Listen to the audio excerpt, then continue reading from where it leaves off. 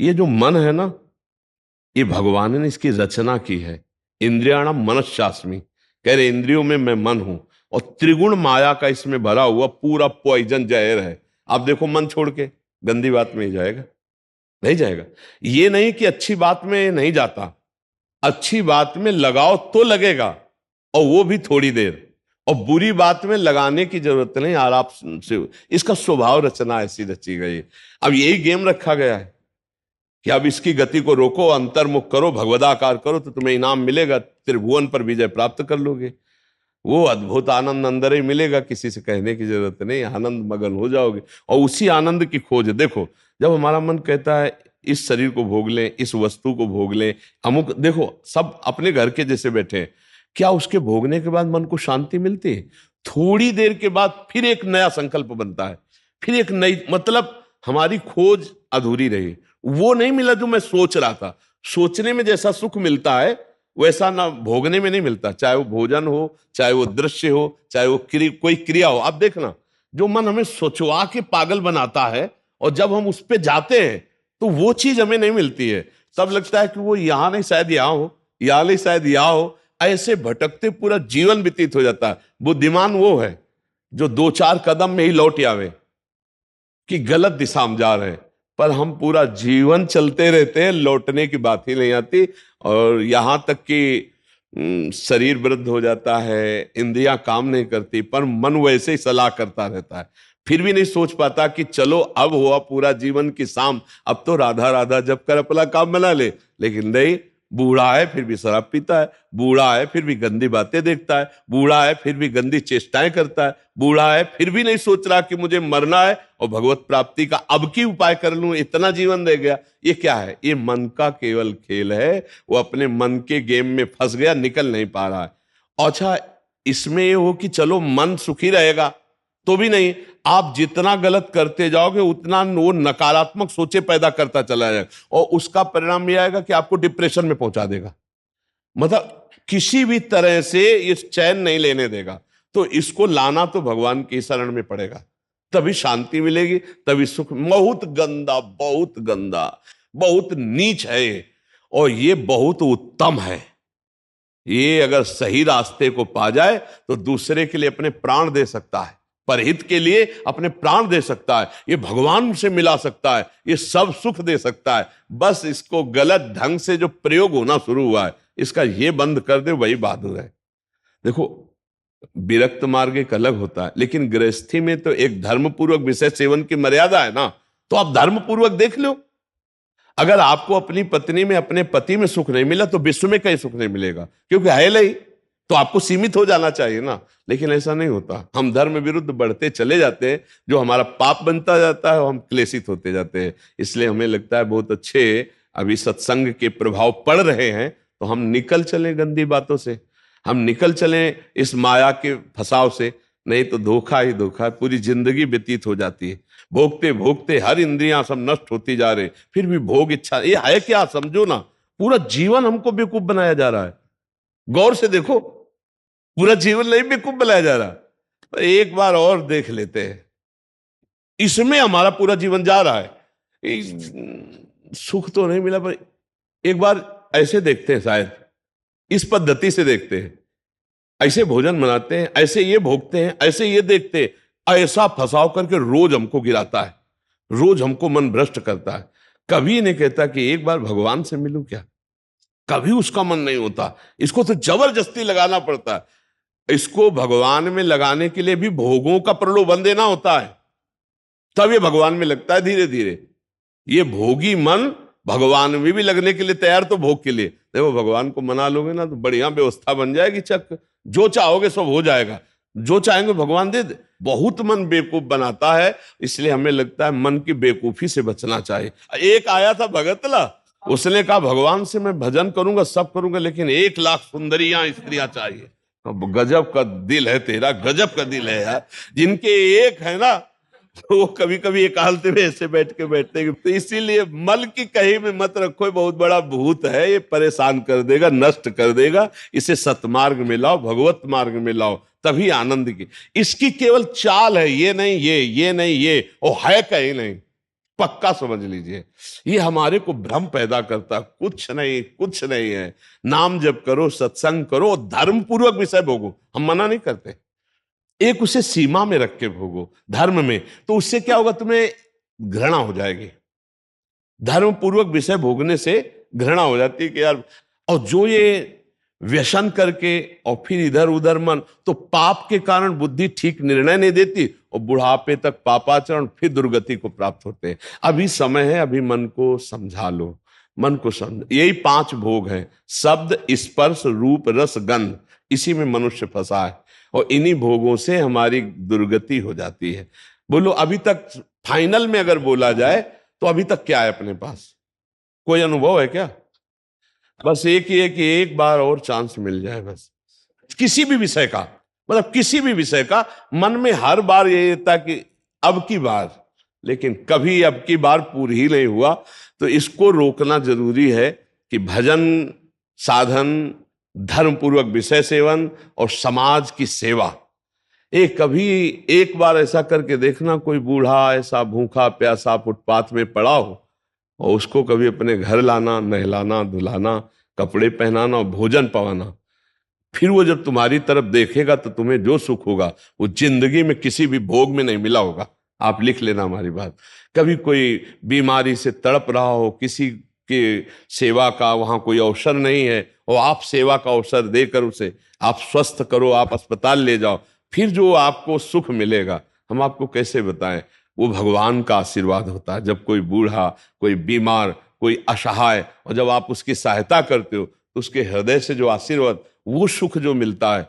जैसे हम आपको एक दिन करके देखना, तुम अपना भोजन बढ़िया जो है, कोई ऐसे भूखे को खवा देना जो भूखा बैठा हो और ऐसे जल्दी जल्दी, और आप देखो उसको पाते हुए, आप और उस दिन आप वो भोजन ना पाओ, उसे पवा दो, तो आपको जो सुख मिलेगा वो 56 प्रकार के भोग पाने में भी कभी सुख नहीं मिला होगा। वो सुख परहित करने से, दूसरे को सुख पहुंचाने से जो हृदय शीतल होता है वो कभी किसी से नहीं होता। इसलिए मानव जीवन के लिए मन को थोड़ा विरुद्ध जो चलने वाला है उसके विरुद्ध आप बनो, उसे सतमार्ग में लगाओ। अब देखो आजकल ऐसी बुद्धि बिगड़ गई कि अपने पूज्य माता पिता को ही बच्चे दुख दे रहे हैं। डंडा थप्पड़ मारना, क्या यार, आज के जवान अपने माता पिता के साथ ऐसा व्यवहार करते हैं। अगर थोड़ा भी अध्यात्म से जुड़े होते तो मुझे लगता है शायद ऐसा नहीं करते, नहीं ना। धर्म से जुड़े होते, अध्यात्म से जुड़े होते, ऐसे माता पिता तो भगवान होते हैं। उनकी आंखें नहीं, उनको नहलाओ धुलाओ, किसी मंदिर जाने की और जरूरत नहीं, उनको भोग लगाओ, उनको पवाओ, उनका जो आशीर्वाद है लोक परलोक तुम्हारा सब बना देगा। लेकिन जब अध्यात्म से नहीं जुड़े तो लगता है कौन इनको, तो हाँ, ये क्या है? ये है मन का वो पापी मन। देखो कैसे पाप कराता है, कैसे निगेटिव चलाता है कि अब ऐसे पुत्रों की क्या दुर्गति होगी। तो कभी अगर ऐसा ऐसा अवसर किसी को मिले कि कोई फुटपाथ में ऐसे तड़प रहा हो, तो आपको जरूर लगेगा कि काहे को बोझा ले, लेकिन आप उसका अगर बोझा ले लिए तो भगवान तुम्हारा बोझा ले लेंगे। जन्म जन्मांतरों के पाप नष्ट हो जाते हैं।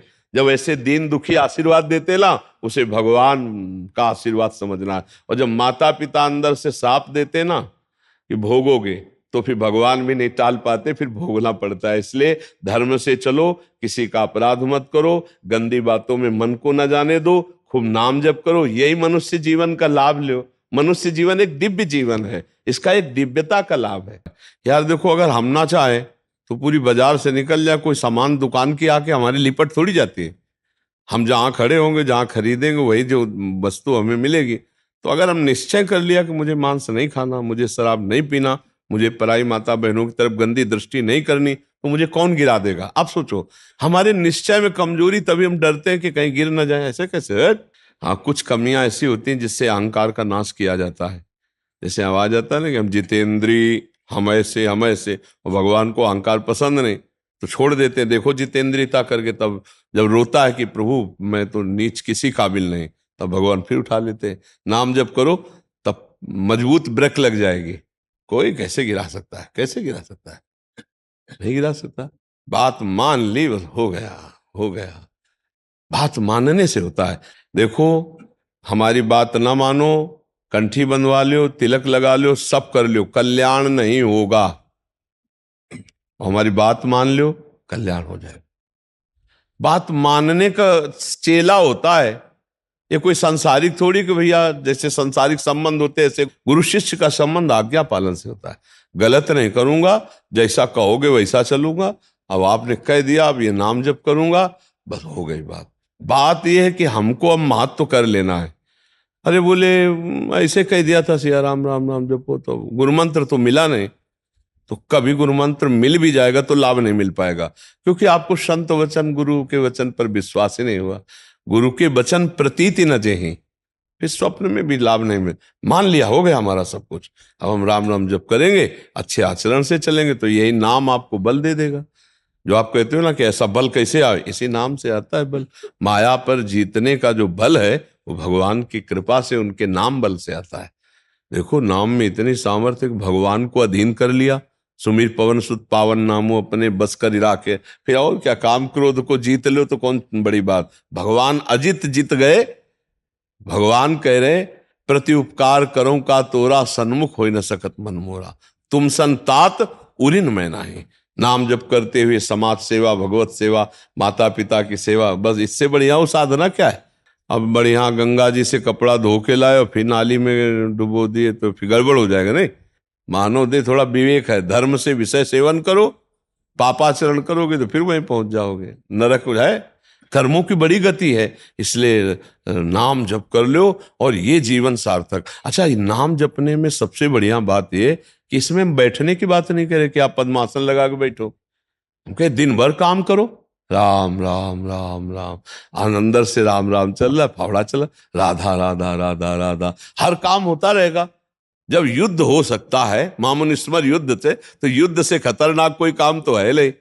दूसरे की गर्दन काट ली, अपनी गर्दन बचानी युद्ध में, और भगवान अर्जुन को कह रहे मेरा स्मरण करते हुए युद्ध कर, तो इसका मतलब भगवत नाम जप करते हुए सब काम हो सकता है। ठीक है, तुम नाम जप करो और अच्छे बनो, इसी जन्म में भगवान को प्राप्त किया जाए, भगवान की स्मृति में डूबा जाए। अगर आपने भगवत प्राप्ति का कार्य इस जन्म में पूरा नहीं किया तो पहला दंड आपको मिलेगा बिना किसी कर्म के, इस बात का कि आपने भगवत प्राप्ति क्यों नहीं की, आपको चांस दिया गया। जैसे बहुत सरलता से हम समझाते हैं कि जैसे हम आपको विदेश भेजें सरकारी, भारत के संविधान के अनुसार, आप भारतीय काम कीजिए, जाकर भारत के लिए आप ये काम कीजिए, और आप वहां जाकर जाने के लिए तैयार हो कि हमें वहां गाड़ी मिलना चाहिए, बंगला मिलना चाहिए, हमारी सारी व्यवस्था होनी चाहिए, तो सब व्यवस्था भारत सरकार ने कर दी। आप 20 वर्ष वहां रहे, आपको वापस बुलाया गया, आप जिस काम के लिए भारतीय संविधान के काम के लिए गए थे वो काम बिल्कुल नहीं किया, खूब बच्चा पैदा किए, पढ़ाया लिखाया और ब्याह और सब काम किए। अब आप बोलो भारत सरकार आपको दंड देगी कि नहीं देगी?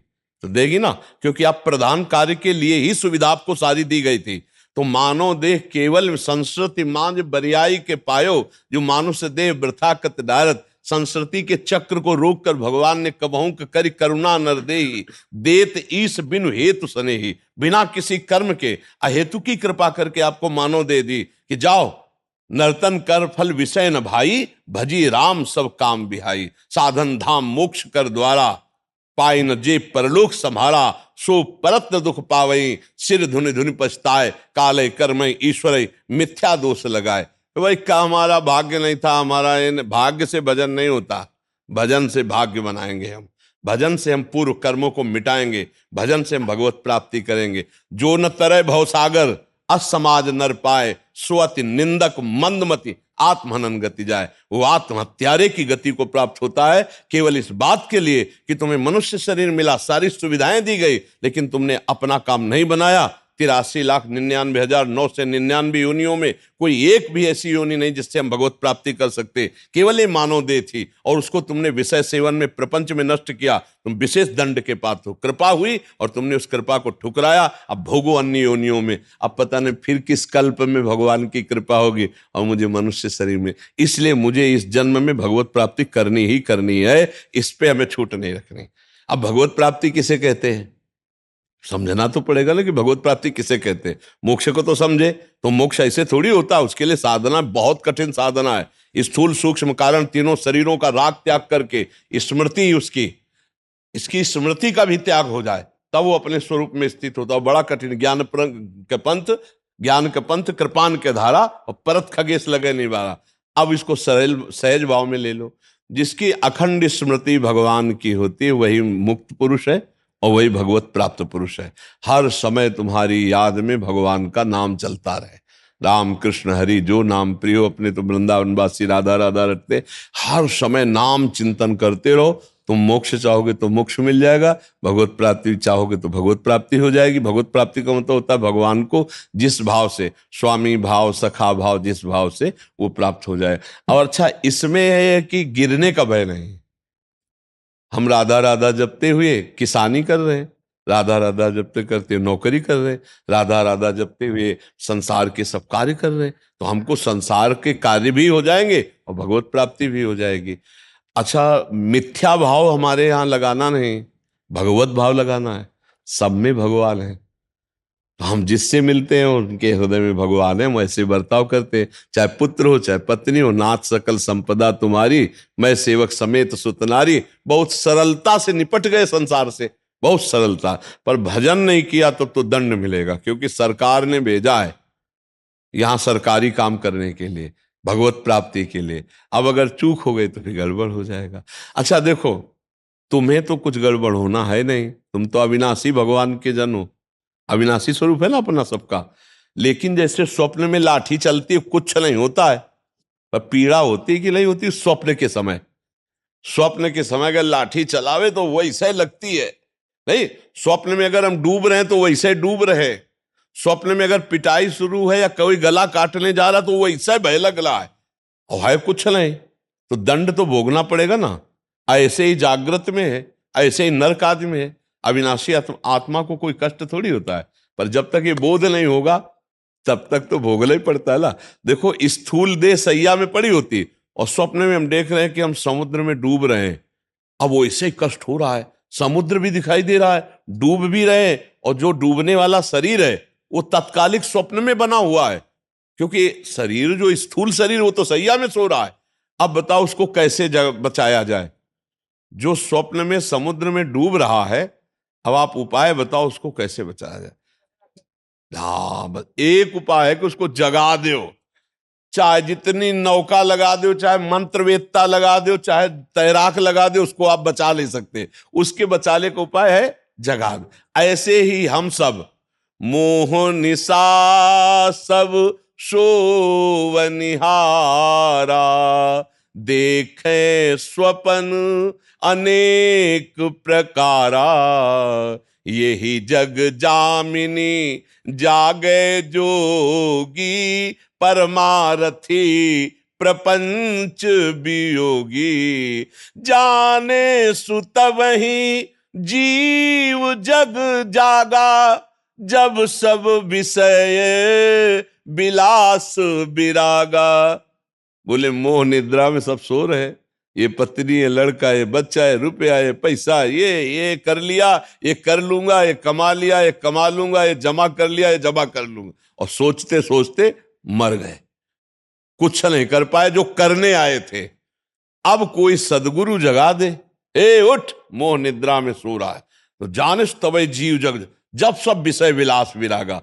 तभी जानना सत्संग का रंग चढ़ रहा है, जब गंदी बातें छूटने लगे और अच्छे आचरण होने लगे और भगवान नाम जप होने लगे, तो जान लेना आप जाग रहे हैं। और जग गए तो स्वप्न के जैसे सारे दुख मिट जाते हैं, ऐसे तुम्हारे सारे पाप, दुख, चिंता, शोक सब नष्ट हो जाएंगे। पर जगना पड़ेगा, बिना जगे नहीं हो सकता। बिना जगे एक ही उपाय है, जगना पड़ेगा, अर्थात भगवत प्राप्ति करना पड़ेगा, नहीं तो दुख से पिंड नहीं छूटेगा। है झूठा, पर बहुत जोर का फुसकार मार के काटता है। झूठा सांप है, रस्सी का सांप, पर ऐसा काटता है, वो ऐसा अनुभव होता है कि जहर चढ़ गया, पक्का। देख लो, सब पूरा जहर चढ़ा हुआ है और कुछ नहीं हुआ। आत्म तत्व को ना कभी फर्क पड़ा था, ना पड़ रहा है और ना पड़ेगा। पर भैया ये स्वप्न है, बड़ा दीर्घ स्वप्न है, इससे जगो उमा कहूं मैं अनुभव अपना, और सत हरि भजल, और जगत सब सपने में हो। ना कोई माता था, ना कोई पिता था, ना है और ना रहेगा। ऐसे ये रूप एक दिन नहीं दिखाई देगा, लाख उपाय कर लेना, मिट्टी में मिल जाएगा, खत्म खेल। ना पहले था ना बाद में रहेगा, बीच में प्रवचन कर रहा है, इसका क्या भरोसा। स्वाप्निक है ये स्वाप्निक है। जो इसके अंदर है वो सत्य है, और उस अंदर वाले से परिचय नहीं हुआ, बाहर वाले का टिकेगा नहीं। भाई इसी में हम झूठे में मारे जाते हैं, हर जन्म में मारे जा रहे हैं हम। झूठे से प्रेम करते हैं बाहरी, और वो टिकता ले, और जो अंदर का है उससे प्यार हुआ ले, खाली हाथ फिर। तो एक बार तो यार इस पर विचार करो कि मेरे जीवन का परम लाभ क्या है। भगवान का चिंतन, भगवत प्राप्ति, इसी से परम लाभ मिलेगा।